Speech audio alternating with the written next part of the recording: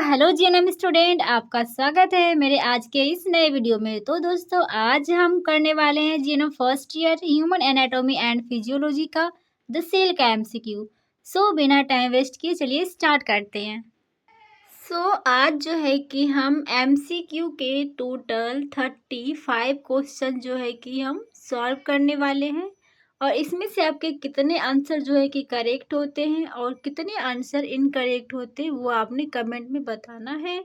तो चलिए स्टार्ट करते हैं।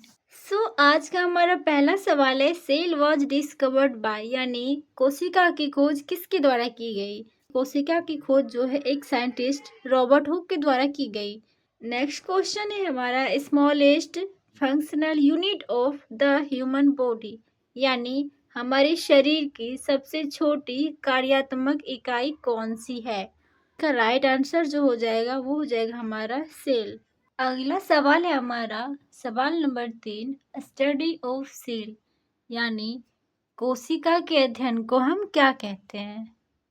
तो हमारा आंसर हो जाएगा, इसका राइट आंसर जो है वो हो जाएगा साइटोलॉजी। नेक्स्ट है हमारा the cell of similar shape and having similar function combine together to form, यानी वे कोशिकाएं जो कि आकृति में सेम हो और उन कोशिकाओं का जो है कि काम भी सेम हो, तो वो सारी कोशिकाएं आपस में मिलकर क्या बनाती है। यानी सेल, जो बहुत सारी सेल हैं वो मिलकर क्या बनाती है। तो हमारा राइट आंसर हो जाएगा टिश्यू। क्या बनाती है, टिश्यू। अगला सवाल है हमारा, जैसे पिछला सवाल था कि सेल और सेल मिलकर क्या बनाते हैं, तो टिश्यू, सेम उसी तरह कि बहुत सारे जो टिश्यू है वो मिलकर क्या बनाते हैं। तो हमारा राइट आंसर हो जाएगा ऑर्गन। नेक्स्ट है हमारा question number 6, many organs combine together to form, यानी बहुत सारे ऑर्गन मिलकर क्या बनाते हैं। तो हमारा आंसर हो जाएगा राइट, सिस्टम, यानी कि तंत्र। अगला सवाल है हमारा, in human body cell is enclosed by, यानी मानव शरीर की जो कोशिका है वो किसके द्वारा बंद होती है या घिरी हुई होती है, ये आप कह सकते हो। तो हमारा राइट आंसर जो है वो हो जाएगा सेल मेम्ब्रेन। क्या हो जाएगा राइट आंसर हमारा, सेल मेम्ब्रेन। नेक्स्ट है हमारा question number 8, the cell membrane protect the, यानी हमारी सेल की जो आउटर लेयर है सेल मेम्ब्रेन जो कि उसे कवर करती है, वो प्रोटेक्ट क्या करती है। तो हमारी सेल को करती है प्रोटेक्ट, उसके अंदर जितने भी सारे ऑर्गेनिल्स हैं यानी सेलुलर ऑर्गेन को प्रोटेक्ट करते हैं। तो हमारा राइट आंसर क्या हो जाएगा यहाँ पे, तो हमारा राइट आंसर जो है वो हो जाएगा क्या, ऑर्गेनिल, या फिर बोल सकते हैं हम सेलुलर ऑर्गेन। अगला सवाल है हमारा सवाल नंबर 9, outermost covering of the cell, cell का जो आउटर मोस्ट कवर है उसे क्या कहते हैं। तो हमारा आंसर क्या हो जाएगा, सेल मेम्ब्रेन।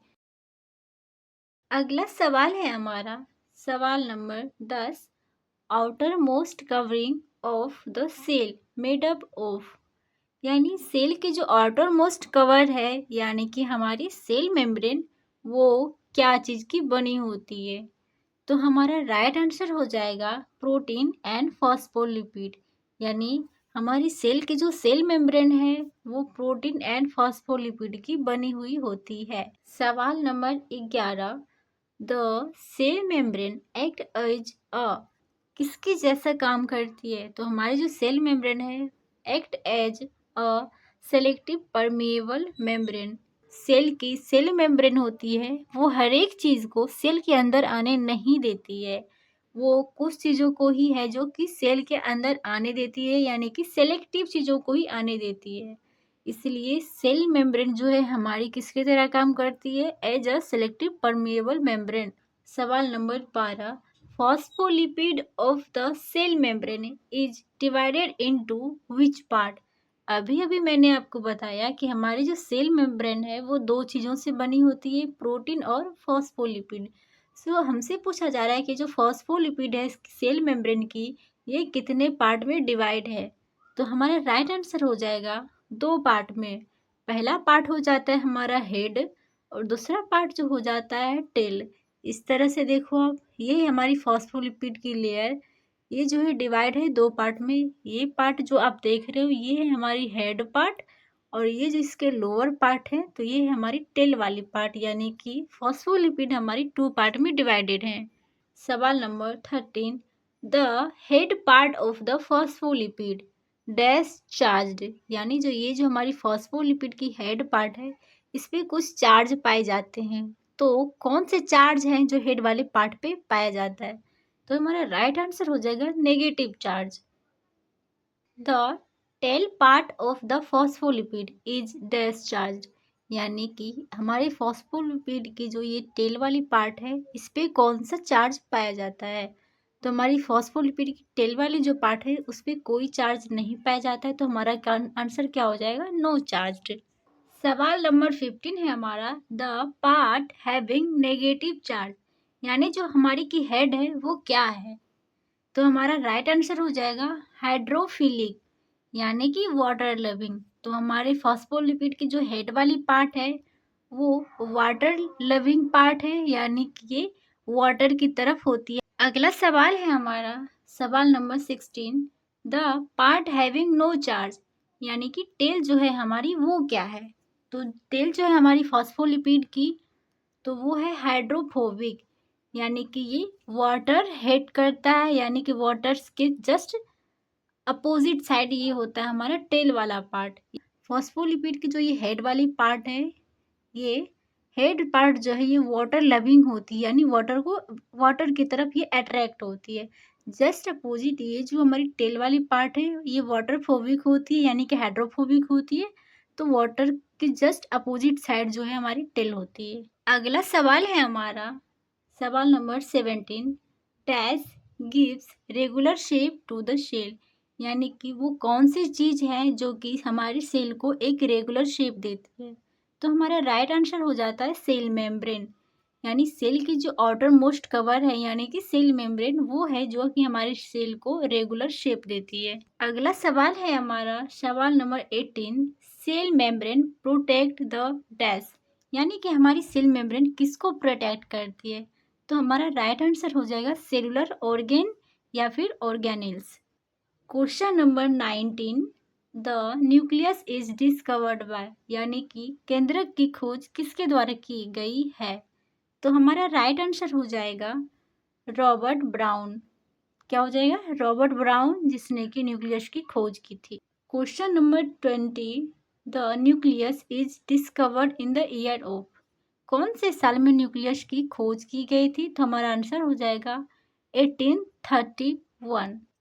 अगला सवाल है हमारा 21, nucleus is found in all cells of human body except, यानी केंद्रक जो है ह्यूमन बॉडी की हर एक सेल में पाई जाती है।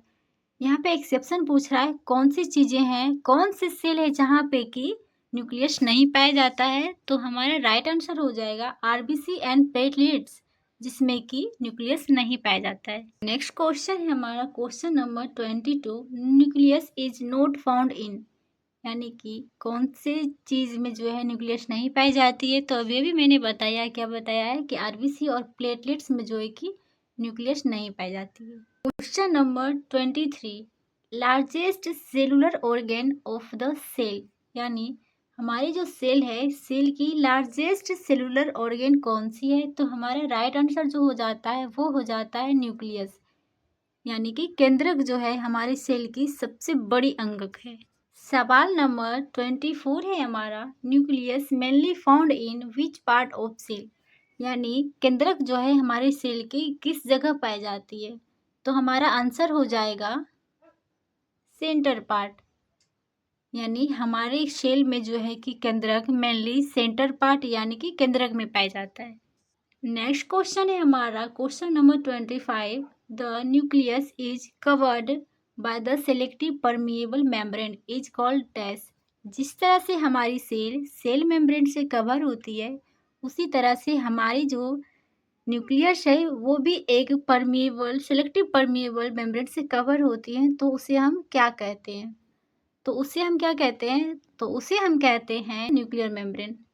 क्वेश्चन नंबर 26 है हमारा, dash structure are found inside the nuclear membrane, यानी हमारे न्यूक्लियस की जो न्यूक्लियर मेम्ब्रेन है यानी आउटर कवरिंग लेयर है उसके बीच में क्या पाया जाता है।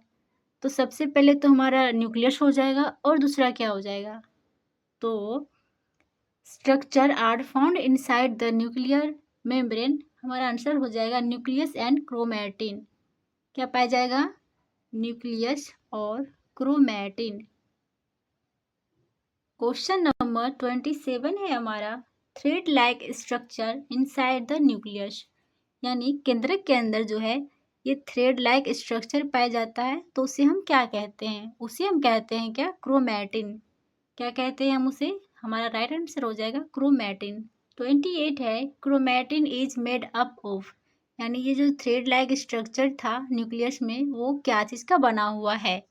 सो हमारा राइट आंसर हो जाएगा डीएनए एंड प्रोटीन। क्या चीज़ का बना होता है क्रोमैटिन, डीएनए एंड प्रोटीन का। और 29 है हमारा, in nuclear fluid during cell division chromatin form dash, यानी हमारे न्यूक्लियर के अंदर जो न्यूक्लियस है उसके अंदर जो ये थ्रेड लाइक स्ट्रक्चर है सेल डिवीजन के टाइम क्या बनाती है, तो हमारा राइट आंसर हो जाएगा क्रोमोसोम, यानी कि गुणसूत्र।